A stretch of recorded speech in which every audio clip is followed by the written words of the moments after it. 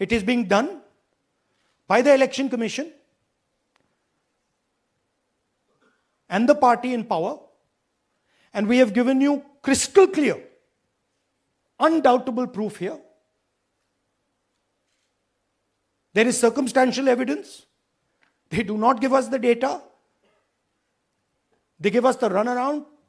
They have actively themselves said they're going to destroy CCTV footage. This is why they want to destroy it. They want to destroy it so that we cannot identify Shakun Rani voting twice. That's the truth of Indian democracy. ये चिट्ठी जारी की है उन 272 लोगों में, उन 272 नामचीन हस्तियों में 16 जज हैं, सुप्रीम कोर्ट से लेकर हाई कोर्ट तक के रिटायर्ड जज, 14 एम्बेसडर हैं, दुनिया के अलग अलग देशों में बतौर एम्बेसडर भारत की नुमाइंदगी करने वाले लोग रिटायर्ड, 123 रिटायर्ड ब्यूरोक्रेट हैं, नौकरशाह, IAS, IPS, IRS, 133 retired armed forces के अफसर हैं। और कुल 272 लोगों ने ये जो चिट्ठी लिखी है जिसकी हेडिंग है assault on national constitutional authorities, ये चिट्ठी एक तरह से चुनाव आयोग की मक्कारी, धूर्तता और बेईमानी को कवर फायर देने के लिए लिखी गई है। क्यों ऐसा कह रहा हूं? और ऐसे मौके पर चिट्ठी जब चुनाव आयोग पर 100 सवाल है, चुनाव आयोग के मंसूबों पर, चुनाव आयोग की बेईमानियों पर, चुनाव आयोग जिस तरह से चुनाव संचालित करता है, एसआईआर के दौरान चुनाव आयोग ने जिस तरह के खेल किए या करने की कोशिश की, उस पर 100 सवाल है। बहुत सारे सवाल राहुल गांधी ने उठाए, नेता विपक्ष के तौर पर कई प्रेस कॉन्फ्रेंस की, कई खुलासे किए, जिस तरह से वोटों में हेराफेरी होती है उसके कई सबूत दिए। चुनाव आयोग से सवाल पूछने की बजाय, चुनाव आयोग के मंसूबों पर सवाल उठाने की बजाय 272 नामचीन हस्तियों ने ओपन लेटर जारी करके राहुल गांधी को कटघरे में खड़ा किया है और उन तमाम लोगों के मंसूबों पर सवाल उठाया है जो चुनाव आयोग को संदेह की नजरों से देखते हैं। इन 272 लोगों में किनके नाम हैं?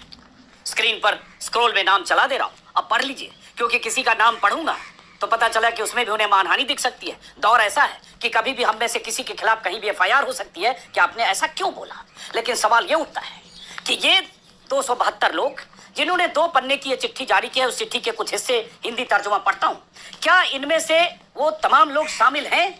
क्या ये वो लोग हैं जिन्होंने चुनाव आयोग की मंशा पर, साख पर कभी सवाल उठाए?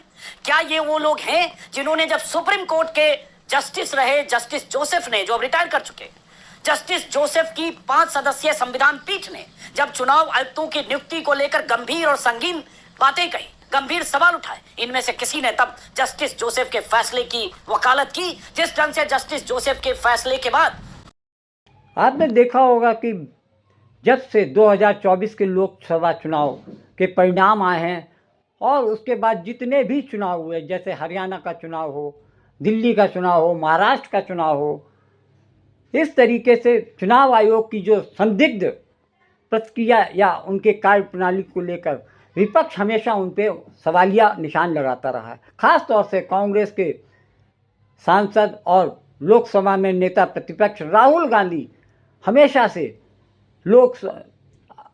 भारतीय चुनाव आयोग यानी निर्वाचन आयुक्त के ऊपर सवालिया निशान खड़ा करते रहते हैं। बिहार के चुनाव के करीब उन्होंने 7 अगस्त को एक प्रेस कॉन्फ्रेंस करके ये खुलासा किया कि किस तरीके से कर्नाटक की महादेवपुरा, कर्नाटक में बेंगलोर की एक विधानसभा महादेवपुरा में 1 लाख कुछ वोटों की हेराफेरी की गई है। यानी कि उनका ये आरोप था कि किस तरीके से चुनाव आयोग ने और भारतीय जनता पार्टी ने मिलकर कांग्रेस की वोटों को कटवाने की साजिश की। बहुत सारी चीज़ों को उन्होंने प्रूफ के साथ सामने रखा। ऐसा वो एक बार नहीं करे, बल्कि उन्होंने ऐसा 3 बार प्रेस कॉन्फ्रेंस करके मैं सबूतों सहित चुनाव आयोग और भारतीय जनता पार्टी के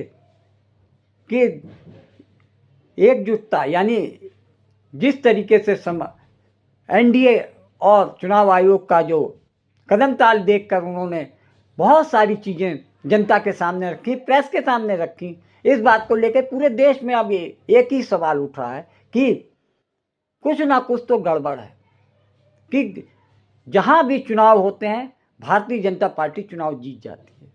महाराष्ट्र में भी ऐसा ही हुआ और ये कहा गया कि 50 लाख वोटर 5-6 महीने के अंदर कैसे बढ़ गए। इस बात को लेकर कांग्रेस ने और महाराष्ट्र की महाविकास आघाड़ी के जितने भी दल थे उन्होंने सवालिया निशान चुनाव आयोग और भारतीय जनता पार्टी की मिलीभगत पर उठाए। पिछले 3-4 महीने से जो देखा जा रहा है कि राहुल गांधी का सीधा हमला चुनाव आयोग पर होता है। मुख्य चुनाव आयुक्त ज्ञानेश कुमार उनके निशाने पर रहते हैं।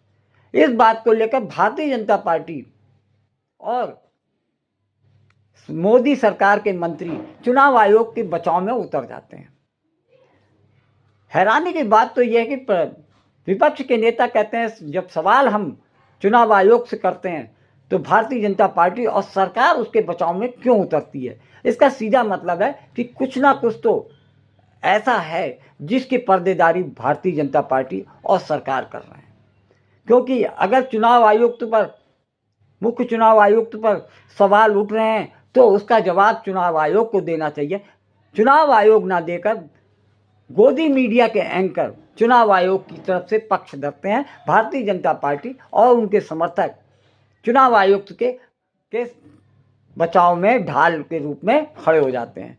अब एक नया शगुफा छेड़ा गया है कि आप देखिए कि किस तरीके से राहुल गांधी को बदनाम करने की साजिश के तहत 272 राजनयिकों, जिनमें 16 जज, 133 ब्यूरोक्रेट्स मिलाकर 272 लोगों ने चुनाव आयुक्त के, मुख्य चुनाव आयुक्त के ढाल के रूप में एक खुला पत्र लिखा है जिसमें कि राहुल गांधी को निशाने पर रखते हुए ये कहा जा रहा है कि राहुल गांधी भारतीय संवैधानिक संस्थाओं पर हमला कर रहे हैं जिससे कि संस्थाओं की छवि खराब हो रही है। अब आप ये सोच सकते हैं कि सरकार सीधे सीधे हमला न करते हुए, भारतीय जनता पार्टी सीधे सीधे हमला न करते हुए, बल्कि कुछ अपने खास समर्थक लोगों को खुले खत के जरिए राहुल गांधी, कांग्रेस और जो उनके समर्थक इंडिया ब्लॉक के नेताओं को बदनाम करने के लिए ये खुला खत सार्वजनिक किया गया है ताकि दिन भर मीडिया पे इन 272 लोगों के हस्ताक्षर युक्त जो पत्र को दिन भर मीडिया पे चर्चा में लाया जा रहा है। वहीं दूसरी तरफ यूट्यूबर और सोशल मीडिया पर इन 272 लोगों के लिखित पत्र पर, खुले पत्र पर निंदाएं भी चल रही हैं, आलोचना भी चल रही है। आलोचना करने वाले कहते हैं देश में इतना सब कुछ चल रहा है तब ये 272 लोगों की आवाज़ क्यों बंद थी। जब खुलेआम सबूत दिख रहे हैं कि चुनावों में किस तरीके से धांधलियां की जा रही हैं, उस पर इन लोगों की आवाज़ क्यों नहीं सामने आती है। राहुल गांधी ने चुनाव आयोग की वोट चोरी पकड़ ली। इससे दिक्कत किसको हुई? इन 272 महान नागरिकों को, एमिनेंट सिटीजन्स, इतनी प्रतिष्ठित हस्तियां हैं कि बस पूछिए मत। ये योगेश गुप्ता जब ये चुनाव आयोग की प्रतिष्ठा नहीं बचा रहे होते तो सोशल मीडिया पर छिछोरी हरकतें करते हुए पाए जाते। कमेंट देखिए इनकी, मत ही देखिए। खैर, B Rajagopal Naidu MP cadre के आईएएस अपने पूरे करियर में ब्लैकमेलिंग, घोटाले, उगाही और जमीन विवाद सब में लिप्त रहे। आदर्श कुमार गोयल 2001 की आईबी रिपोर्ट में भ्रष्ट पाए गए, लेकिन अटल सरकार में हाईकोर्ट जज बन गए और मोदी सरकार में एनजीटी चेयरमैन। कोई सोशल मीडिया पर लड़कियों को छेड़ता है तो कोई मोदी सरकार के ही मंत्री की पत्नी। कई सारे तो अपनी नौकरी बजा के बीजेपी ज्वाइन कर चुके हैं। इनके घरों से भ्रष्टाचार की नदी बहती है। देश सेवा से कमाए अकूत धन के कारण घरों पर छापा वापा भी पड़ा है। छाछ बोले तो बोले, छलनी भी बोले, जिसमें 70 छेद। जस्टिस SN ढींगरा, पद का दुरुपयोग, quid pro quo, Deepak Singhal, Gomti river front घोटाला, LV Subrahmanyam, APIIC Emaar real estate घोटाला, AK मुनप्पा, KPSC परीक्षा घोटाला, BDA म्यूचुअल फंड घोटाला। किस किस का नाम लें, लिस्ट लंबी है। पर ये तमाम लोग समाज के प्रतिष्ठित वर्ग नहीं है, बीजेपी के पिट्ठू हैं। और उनसे राहुल गांधी के खिलाफ इसलिए लिखवाया जा रहा है क्योंकि उन्होंने नरेंद्र मोदी की वोट चोरी पकड़ ली। तो नरेंद्र गए हैं बौखला, खिसियानी बिल्ली, खंबा नोच। हम भारत के लोग मुद्दे से नहीं भटकना है, वो प्रतिष्ठित लोगों से भटकाएंगे तो हम वोट चोरी पर सवाल पूछते रहेंगे। अभी प्रोसेस चल रहा है, हमारे पास बहुत सारा मटेरियल है, प्रोसेस हम चलाते जाएंगे। हिंदुस्तान के जेन जी जो हैं और युवा हैं उनको हम क्लियरली दिखा देंगे कि नरेंद्र मोदी चुनाव चोरी करके प्रधानमंत्री बना है, बीजेपी चुनाव चोरी करती है। क्लियरली बता देंगे, कोई कोई डाउट नहीं होगा। चुनाव आयोग की निष्पक्षता के बारे में अब कुछ भी कहना बेकार है। दंतहीन है, तर्कहीन है, किसी कोई शक्ति नहीं है, वो कहीं दिखता नहीं है। वो उसकी भूमिका केवल चुनाव की मीटिंग करने की और पैरामिलिट्री फोर्सेस भेजने की, अधिकारियों को ट्रांसफर, यही सब रह गया। मैं ये क्यों कह रहा हूं? मैं ये इसलिए कह रहा हूं कि इलेक्शन अनाउंस आप कर रहे हैं, उससे कुछ दिन पहले एक गवर्नमेंट एक स्कीम लेके आती है कि 10,000 रुपए महिलाओं के खाते में 1,10,00,000 महिलाओं के खाते में 10,000 रुपए दिए जाएंगे। वो एक बार में 21 लाख लोगों के अकाउंट में ट्रांसफर करती है और उसके बाद चुनाव घोषित हो जाता है। और वो सरकार डेट वाइज, जब model code of conduct Bihar में लागू है, तो डेट वाइज वो सरकार हर फ्राइडे को महिलाओं के खाते में कुछ कभी 10 लाख महिलाओं के खाते में, कभी 20 लाख में, हर हफ्ते हर फ्राइडे को चुनाव चलने के दौरान महिलाओं के खाते में पैसे पड़ रहे हैं और चुनाव आयोग चुप है। वो चुनाव आयोग देख रहा है। चुनाव आयोग ये नहीं, क्या कहते हैं, पॉलिटिकल पार्टीज को लेवल प्लेइंग फील्ड मुहैया कराने का काम इलेक्शन कमीशन का। अब आप बताइए, परसों चुनाव होना है और फ्राइडे के अकाउंट में अगर 12 लाख महिलाओं के अकाउंट में 10,000 आया है और वो 5 महिला से कहती है कि मेरे 10,000 आ गए, तुम्हारे कब आएंगे? मेरे तो नहीं, कि तुम्हारे अगले आ जाएंगे, नीतीश जी की सरकार रहेगी तो अभी तो तुम्हारे चुनाव से पहले ही आ जाएंगे और तुम्हारे भी आ जाएंगे। फॉर्म भर दिया, देखो हमने भरा था, हमारा पिछली बार नहीं आया, इस बार आया, तो तुम्हारा अगले वीक आएगा और तुम्हारा अगले वीक आएगा। तो 1,10,00,000 के अकाउंट में आप पैसे डाल रहे हो और उसको एक महिला 4 महिला से कम कह रही है, तो 4 करोड़ तक जा रहा है ना बात। 3 करोड़ तक बात जा रही है ना कि पैसा आने वाला है, मेरा आ गया, तुम्हारा आएगा या अब आने वाला है। और इलेक्शन कमीशन मूक दर्शक बन करके यहां अशोक रोड पर बैठ करके तमाशा देख रहा है। पैसे ट्रांसफर होते जा रहे हैं। ऐतराज इस बात पर भी नहीं है। ऐतराज इस बात पर है कि इससे पहले की गैर बीजेपी सरकारों की ऐसी योजनाओं को चुनाव आचार संहिता लागू होने के बाद इलेक्शन कमीशन ने रोका भी है। तो फिर इस बार क्यों नहीं रोका? यह भूमिका उसकी क्या है? अगर आप हरियाणा और महाराष्ट्र के चुनाव की बात करते हैं, मैं राहुल गांधी जो वोट चोरी की बात करते हैं, उनके तर्क, उनकी टीम, उनकी बातों, उस पर मैं नहीं जाता हूं, चुनाव आयोग को जवाब देना चाहिए। लेकिन मैं आपको दूसरी बात कह रहा हूं, अगर 15 सालों से हरियाणा और महाराष्ट्र के चुनाव एक साथ घोषित हो रहे थे, तो इस बार पिछली बार क्यों नहीं एक साथ घोषित हुए? क्यों महाराष्ट्र की सरकार को यह फैसला लेने का कि वो लाड़की बहना योजना के तहत महिलाओं के खाते में पैसा डालेगी? ये ऐलान हुआ, उसके बाद उसको 3 महीने का मौका दिया गया कि 3 महीने तक वहां की महिलाओं के अकाउंट में पैसे जाएं, उसके बाद महाराष्ट्र के चुनाव कराए जाएंगे। क्यों कराए जाएंगे? जब 2019 में दोनों के चुनाव साथ हुए, 2014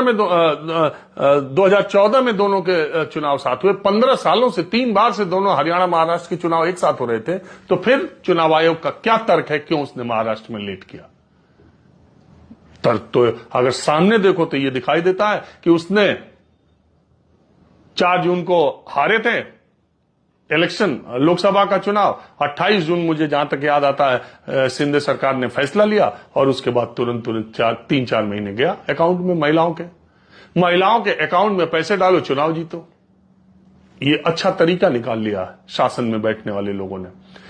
अगर दिल्ली में केजरीवाल सरकार एलजी ना होते और अगर पैसे ट्रांसफर कर दिए होते तो फिर केजरीवाल 62-64 सीटों पे आते, लेकिन केजरीवाल नहीं कर पाएंगे, तब एलजी उसमें फाइल लटकाएंगे।